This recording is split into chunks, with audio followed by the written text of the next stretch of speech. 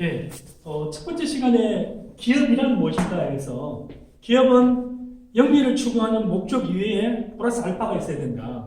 어쩌면 플러스 알파보다 더 중요한 게 있는데 그거는 미션이라고 했다. 예.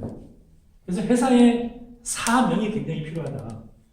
그 다음에 또 얘기했던 게 사업을 하는 사람들은 규모를 떠나서 한 명이든 100명이든 본인 스스로도 마찬가지고 여러분들이 평가를 할 때 나는 비록 한 명으로 시작을 하지만 스스로를 어떻게 평가하는 거예요? 나는 기업가다. 손정현이라는 분이 혼자서 뭔가를 사업을 시작하다가 종업원 한 명을 채용했어요. 한 명을 채용하고 나서 어떻게 했을까요? 한 명이니까 거의 뭐 매일 친구같이 해도 되는데 아침마다 라면 박스 올려놓고 아침마다 조회를 했어요. 몇 명을 두고요?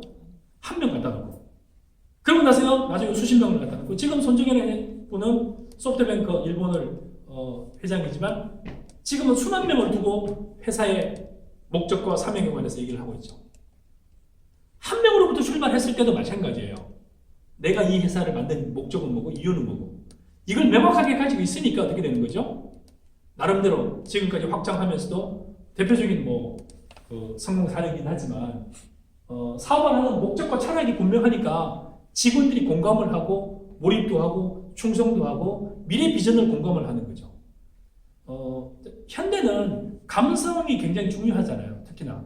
그래서 외형적인 연봉을 얼마 준다 플러스 알파가 결국은 우리 회사는 무엇을 하는 게 목적이고 여러분한테 제공하는 건 뭐고 소비자한테 제공하는 것은 무엇입니다라는 걸 명확한 메시지가 있어야만 된다. 그래서 아무리 작은 마사지 샵을 하든 부동산 중개사무소를 하든 호텔을 하든 커피숍을 하든 떡볶이집을 하든 우리는 뭘 제공하고 이걸 통해서 뭘 합니다. 가장 맛있는 떡볶이를 통해서 이거를 통해 가지고 우리 학교 앞에 우리 학생들이 건강식품을 제공하고 여기를 생기는 이익은 어떻게 하고 누구를 위해서는 뭘 하고 누구를 위해서 뭐 합니다라는 게 나름대로 막 표기되어 있으면은 이용하는 소비자들도 공감하지 않을까. 물론 이걸 악용하는 사람도 있어요. 최근에 무슨 M방의 사건 보면은 어떤 조수빈인가 어떤 이 젊은 청년 보니까 굉장히 좀 안 좋은 일들을 많이 하면서 이 친구도 나름대로 굉장히 교활한 방법을 썼는데 사회봉사하는 걸 계속 올리는 거예요. 이거 뭘 메시지를 던지냐면은 나는 이것도 하면서 이것도 한다는 메시지를 던지는 거였죠. 어쩌면은 잘못된 일을 하면서도 이거를 커버하기 위해서 본인 만족 플러스 중간에 이게 안 좋은 것들을 하면서 굉장히 커버링 한다 그러죠. 이게 스스로 변신하기 위해서 많이들 눈가림이죠. 했던 걸 볼 수가 있습니다. 그래서 그런 안 좋은 게 아니라 실질적으로 소비자들이 공감하고 또 소비자들이 호응하는 그런 메시지를 끊임없이 전달하는 것도 굉장히 중요하다고 봅니다. 그 다음에 자본주의에서 가장 중요한 것은 어쩌면 한국 경제를 이끄는 것은 주식회사만 이끄는 건 아니에요. 개인사업자도 굉장히 중요한 역할을 합니다. 근데 개인사업자에 관해서는 제가 추후에 또 얘기할 기회가 있겠지만 우선은 법인사업자 문제 하고 나서 개인사업자를 얘기할게요. 그래서 주식회사는 주주로 구성되어 있고요. 이 주식회사의 주주로 구성되어 있는데 주식회사라는 이거의 장점은 크게 6가지예요. 첫 번째는 뭐예요? 제가 뭐라고 그랬어요? 소유와 경영이 분리되어 있다. 소유와 경영이 분리되어 있다는 얘기는 전문 경영을 영입할 수 있다. 그러니까 경영만을 잘하는 사람을 별도로 영입할 수 있고 돈을 가지고 나는 경영을 못한다면 그거는 맡길 수 있는 거죠.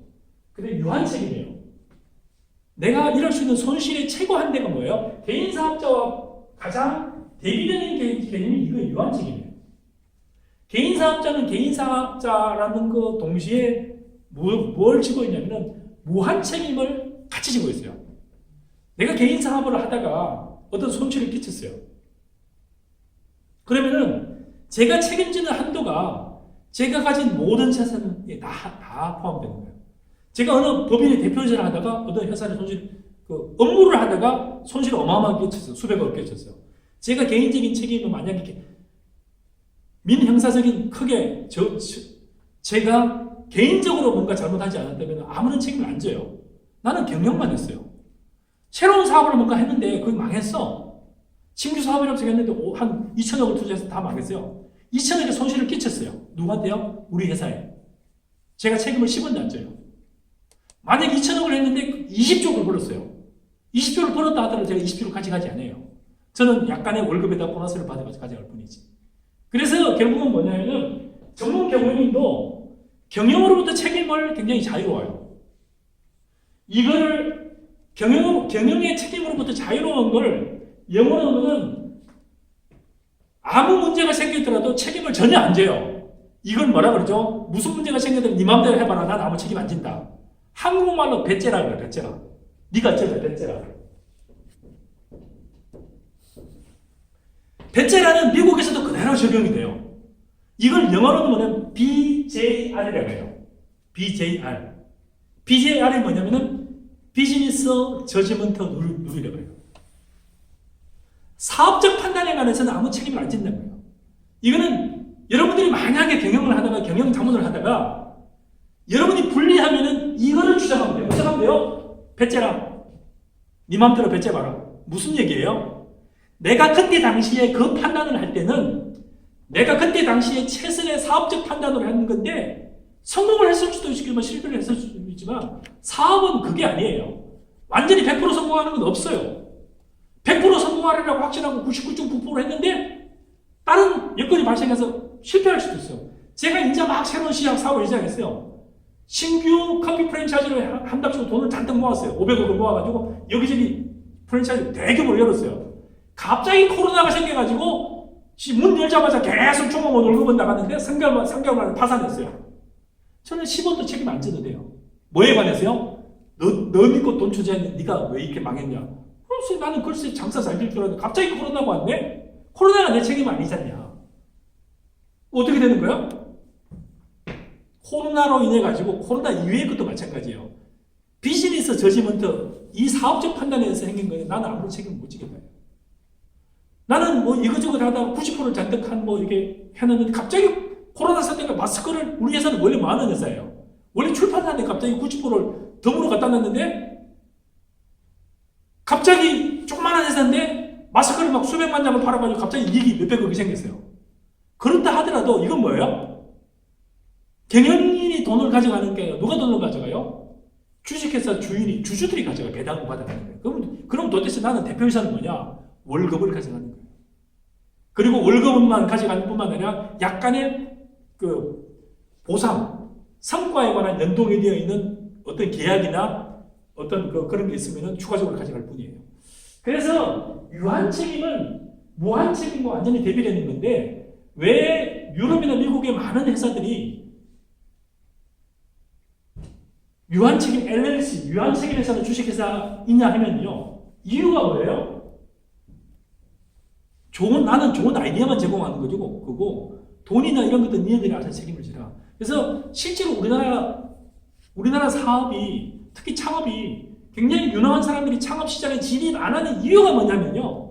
한국에는 상당히 많은 사람들 우리 아버지 사업하다 망해가지고 사채업자들 쫓아내서 무지하게 고생했어요. 라는 것이 부정적인 인식이 너무 확산이 되어 있어요.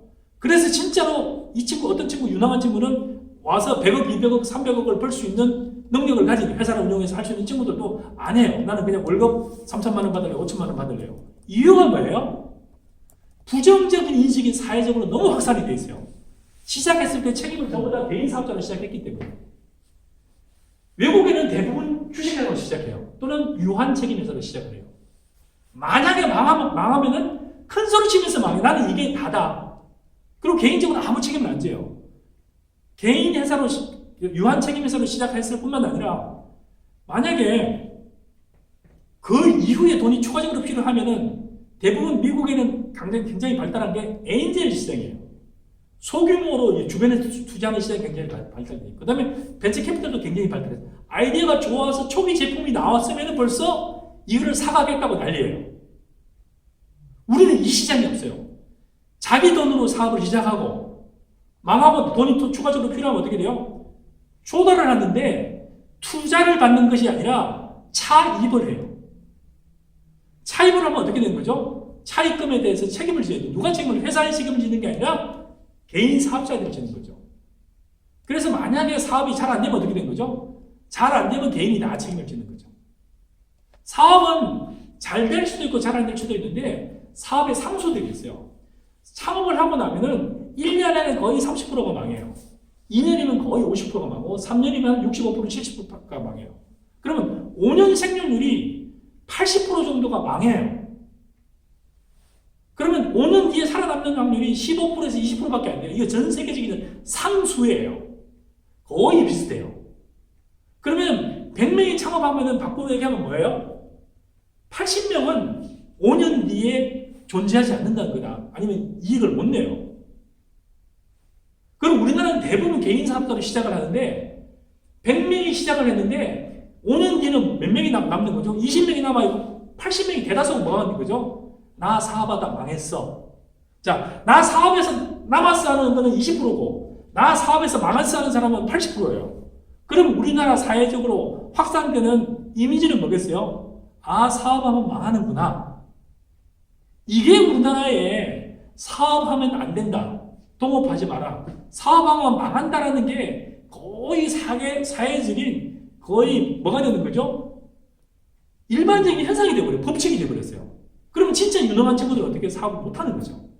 누가 말려요? 선생님이 말리고 부모님이 말리고 친구가 말리고 사회가 말리는 거죠. 그래서 그 장점을 그 단점을 커버해주는 게 유한책임이에요. 이걸 주식회사가 커버해주는 거죠. 그럼 네 번째는 뭐예요? 주식을 자유롭게 사고 팔 수 있어요. 상장이 되어 있는 주식은 물론이거니와 비상장되어 있는 주식도 거래는 활발하지 않지만 아무데나 팔아도 아무런 제한이 없어요. 제가 조그마한 소규모 회사를 주택을 임대하는 회사를 차렸다. 아니면 무슨 서비스를 페인트를 칠하는 어떤 법인을 차렸다. 그 회사를 자본금 5천만 원짜리 만들었다. 내가 20%를 가지고 있다. 내 주식은 아무 데나 아무한테 넘겨도 돼요. 그래서 주식 이전에 자유가 있어요. 그 다음에 대량으로 자금을 조달할 수도 있어요. 무슨 이름으로 조달하기 때문에요? 회사 이름으로 조달을 하기 때문에. 그 다음에 영속이 가능해요. 우리 회사는 뭐가 되는 거죠? 내가 죽더라도 남아있을 수 있어요. 남아있을 수 있어요. 그리고 이 남아있는 주식은 어떻게 되는 거죠? 우리 아들이 상속을 할 수 있고 제3자는 내가 주고 싶은 사람을 주식을 넘겨주면 돼요. 이렇게 좋은 장점이 주식회사의 장점이에요. 단 회사가 망했어.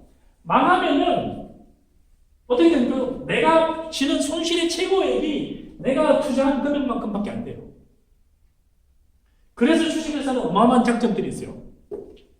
그래서 대부분의 사업들이 애플부터 시작해서 마이크로소프트, 삼성, LG, 수많은 회사들이 SK, 수많은 회사들이 주식회사를 이용하는 이유가 이런 장점 때문이에요. 그럼 주식회사는 도대체 내부적으로 어떻게 구성되어 있느냐 보면은 주주가 있고요. 주식회사는 주식의 주인들이지 주식의 주인들이 직접 운영하는 게 아니잖아요. 소유와 경영이 분리되어 있어. 그럼 경영은 누가 할 것인가를 누가 결정하냐면은 주주들이 결정해요. 주주들이 어떻게 결정하냐면은 이사를 뽑아요. 이사는 정관에서 정하기 나름대로 한 명을 뽑을 수도 있고 두 명을 뽑을 수도 있고 세 명을 정하면 돼요. 그래서 이사를 우리 회사는 5명 뽑자. 그래서 5명을 뽑아요. 어디서 뽑아요? 주주총회에서 이사를 뽑는 거죠.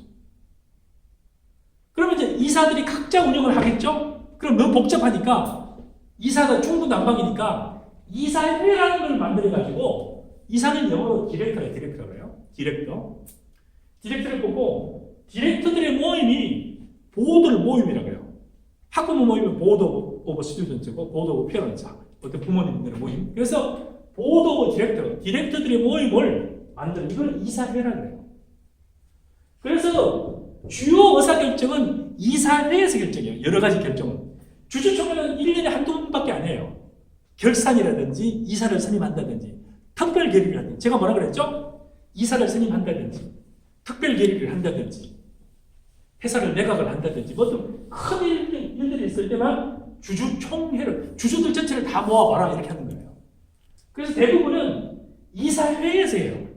야 이번에 이런 회사 건물이 많은 것 중에서 하나를 팔까 말까 주요 의사결정들은 대부분 이사회에서 해요. 이사회라는 미팅을 모임해야 돼요.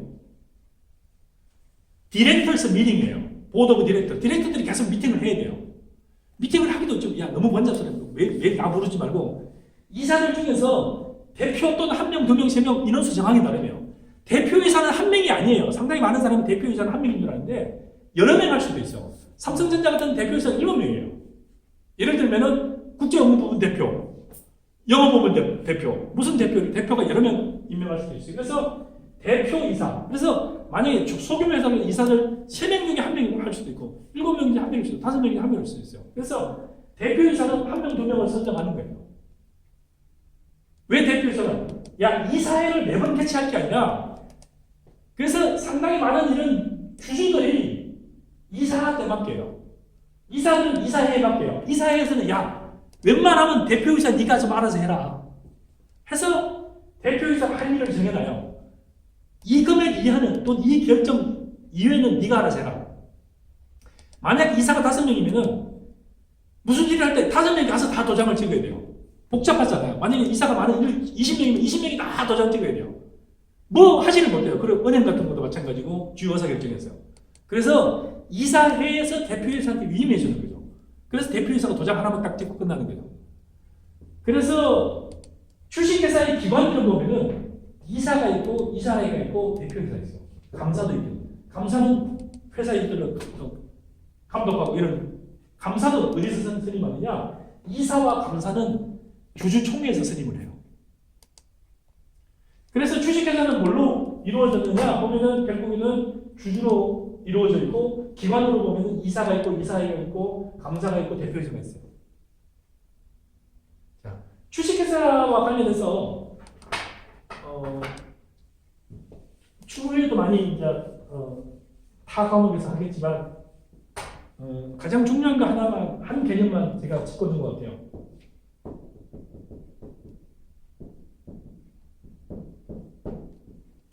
차입과 투자. 그 다음에 연대보조. 이 세 개념을 잠깐 한국 경제를 지탱하는 게 주식회사니까 주식회사 중에서 제일 중요한 게 이 부분, 투자와 차익 부분에 관해서 잠깐 설명을 할게요. 이거는 창업을 어떤 시작했을 때도 마찬가지예요. 여러분들이 새로운 사업을 시작하거나 했을 때 이익이 굉장히 많이 나는 자본금 1억으로 시작했는데 그 다음에 돈이 필요해. 1억으로 시작했는데 돈이 모자라. 1억 정도 더 있었으면 좋겠어.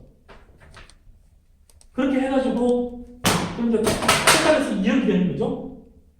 2억을 가지고 예를 들면 마스크를 만들어가지고 수출을 한다든지 또 등등이 있다 했어요. 아니면 마스크를 만들어서 판매를 한다든지 아니면 다른 걸 만들어 서비스를 한다든지. 자, 원래 1억에다가 1억을 더 투자를 하는 경우와 차입을 하는 경우가 있어요. 자,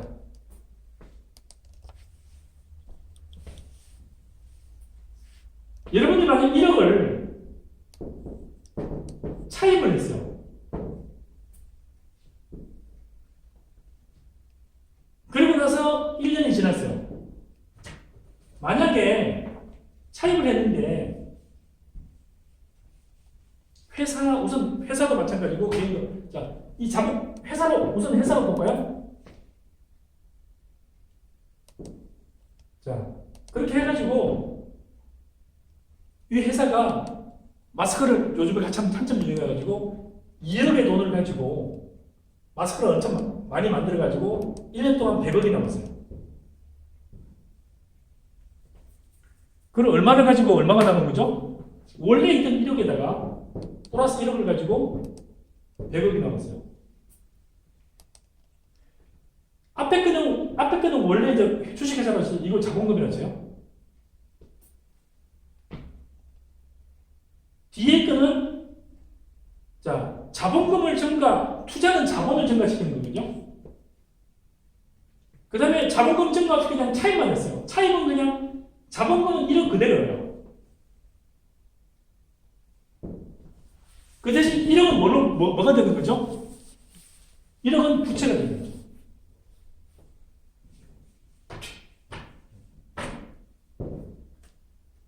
그러고 나서 이익이 100억만 남았어요. 그러니까 100억이 남았으니까 이 회사가 지금 얼마가 되는 거죠? 자, 100억이 남았어요. 이익이 100억이 생겼어요. 이익이 100억이 생겼을 때 이제 어떻게 나눌까요? 이익이 100억이 생겼을 때 이자가 만약에 10%라고 쳤어요. 1년에 10%예요. 1억을 빌리면 이자는 얼마를 줘야 되는 거죠? 1년에 10%면 얼마를 줘야 되는 거죠? 1,000만 원. 자, 이 회사가 이익이 생겼어요. 100억이 남았어. 100억을 이익을 분배를 어떻게 하면 될까요? 100억의 이익을 분배를 어떻게 하면 될까요? 자, 이 100억이 A가 원래 1억을 소유하고 있고 1억은 누구한테 빌려온 거죠? 1억은 뱅크로부터 빌려왔어요. 뱅크. 은행으로부터 빌려왔어요. 그리고 이자를 1,000만 원 줬어요. 그러고 나서 그 다음에 이 회사가 100억의 이익을 남겼어요. 1년 동안. 그럼 이익을 남기는 것 중에서 비용이 얼마예요? 나머지 비용 다 빼고, 자, 나머지 비용 다 빼고, 비용 1,000만 원 이자 비용 있죠? 그럼 어떻게 되는 거죠? 비용을 빼고 100억이 남았을 때. 그 다음 이자만 추가로 하면 어떻게 되는 거죠? 99억 9천만 원이 99억 9천만 원이 누구의 소유로 가는 거예요? A한테 가는 거예요. 100억이 남았을 때, 만약에 차입을 했으면 99억 9천만 원이 A한테 가는 거예요. A라는 사람이 이걸 가지고 있고 이 사람이 인베스터예요. 투자자. I라는 사람이 투자를 했어요. 원래 내가 1억을 자본금을 가지고 얘한테 1억을 또 자본금을 받아가지고 100억이 남았어요. 이 사람은 비용이 뱅크가 아니기 때문에 코스트가 없어요. 액면으로 그대로 내가 자본금 1억인데 자본금 2억으로 만든 거예요. 이게 자본금이라고 그래요. 자본금 원래 1억이 자본금이 2억이 되는 거고 100억은 남은 거는 누가 가져가면 되는 거예요? A가 50억을 가져가고 나중에 투자한 인베스터가 50억을 가져가는 거예요. 자, 내가 차입을 했을 경우 그러니까 이익이 성공이 확실하면 어떻게 하는 게 낫겠어요? 성공이 확실하면은 투자를 받으면은 안 돼요. 내가 먹을 돈을 반을 누구한테 줘야 돼요? 100억 남은 것 중에서 1억을 투자받은 사람한테 50억을 줘야 돼요. 내가 또 50억을 가져가고. 내가 은행으로부터 빌리면 어떻게 돼요? 성공이 확실하면 은행 이자만 주고 남는 이익은 전부 다 누가 가져가면 돼요? 주식은 변함이 없어요. 이 사람은 그냥 차입자 주주가 아니에요. 차입자는 뭐예요? 차입에 관한 대가만 지불하면 돼요. 이자 1,000만 원만 지불하고 다 뭐가 되는 거죠? 다 내게 되는 거예요. 자, 만약에 거꾸로 됐어요. 빌려온 거는 똑같고 투자받은 것도 똑같아요. 손실이 발생해서 1억의 손실이 발생했어요. 마이너스 1억이에요. 마이너스 1억. 여기도 마이너스 1억이에요. 자, 마이너스 1억이에요. 자, 그러면은 이 사람은 얼마를 손해를 보는 거예요? 원래 1억에다가 자기 돈 1억 다 날렸죠? 거기다가 이자 1,000만 원을 써. 그러니까 이 사람은 어떻게 되는 거죠? 정산해보니까 자본금 1억 다 날리고 빚을 1억 짓는 걸 끝내는 거죠. 주식회사이든 개인회사든 1년 뒤에 결과가 얼마 남는 거죠? 마이너스 1,000만 원이 남는 거죠. 두 번째인 경우는 어떻게 되는지 볼까요? 1억을 투자를 받았어요. 그리고 1억 손실이 봤어요. 두 번째 경우에 남는 게 뭐가 남는 거죠? 2억이 1억이 됐어요. 남은 게 뭐가 되는 거죠? 1억 남았어요. 결국에는 누가 손해보는 거죠? 똑같은 투자자예요. 똑같은 주식이에요. 그럼 어떻게 되는 거죠? 5천만 원 손해보고 5천만 원 손해보는 거죠. 거꾸로 2억이 마이너스 됐다는 마찬가지예요. 이 사람은 2억에다가 1억 마이너스, 원래 1억에다가 마이너스 1억에다가 또 1,000만 원이 되는, 이 사람은 어떻게 되는 거죠? 제로에 끝나는 거죠. 만약에 거꾸로 들어가보죠. 부채가 거꾸로 여기는 차입을 했고 여기는 투자를 받았어요. 근데 마이너스 10억이 됐어요. 여기서 잘 보세요, 여러분들. 마이너스 100억이 됐어요. 아니, 마스크 만들어서 장사를 하려고 그랬는데 마스크는 계속 벌렸어요. 팔리다 보니까 거꾸로 엄청나게 수출을 했는데 돈을 하나도 못 받았어요. 자, 원래 1억으로 출발해가지고 1억을 차입을 하고 손해를 100억을 봤어요. 장사를 해서. 그럼 뭐가 남는 거죠? 마이너스 100억 플러스 마이너스 100억이 또 1000만 원이 또 있어요. 그러면 이 회사는 1년 뒤에 남는 결과가 뭐가 남는 거죠? 자본금을 다 털어서 99억 1000만 원. 그러니까 1억은 원래 자기 돈 다 날아가고 99억이 남았잖아, 그죠? 99억에다가 또 1000만 원이 또 마이너스잖아, 그죠? 그럼 어떻게 되는 거죠? 마이너스 99억 1000만 원이에요. 아시겠죠? 원래 내 돈 1억 있었으니까 그나마 99억이 됐죠. 이거 다 책임을 누가 지는 거죠? 이 A라는 만약 이 회사가 잘 보세요. 이게 만약 개인 회사인 경우에는 A라는 사람이 개인 부채 얼마를 지는 거죠? 개인 부채 99억에다가 은행 이자 1000만 원을 자기 책임으로 다 지는 거예요. 그러면 이 회사를 통해서 99억 말아먹은 거에다가 자기 개인 재산으로 차압이 다 들어와요. 그럼 이 사람 어떻게 되겠죠? 마이너스 100. 그래서 이게 개인 회사면은 이 사람이 무한 책임을 져요. 만일의 경우에 이게 주식회사인 경우에는 이 사람이 차입한 1억에 관해서 아무런 책임을 안 져요. 그러면 이 본인이 가지고 있는 1억 주고 여기는 1억 주고 나서 남은 부채 98억에 대해서는 어떻게 돼요? 누가 책임져요? 이 회사가 X라는 회사, X코퍼레이션이에요. X코퍼레이션이 이 회사 부채를 졌어요. 이건 누구한테 졌는지는 모르지만 은행한테는 1억 빌려고 기타 사람들한테 피해를 끼쳤어요. 100억을 끼쳤어요. 99억이든 100억이든 이 채무에 관해서 누가 책임을 지냐고요? X코퍼레이션이 책임을 지는지 A라는 대표이사가 지는지 아니면 뱅크도 같이 지는지 누가 책임을 져야 될까요? 자, 이게 여러분들한테 주는 과제입니다. 자, 이 회사가 망했어요.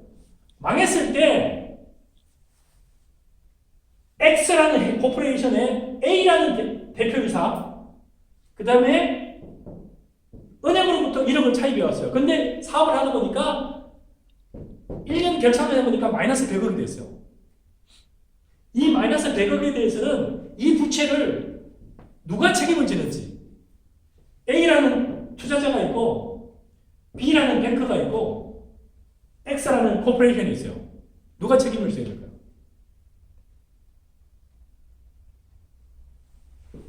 자, 만약에 투자를 받아왔어요.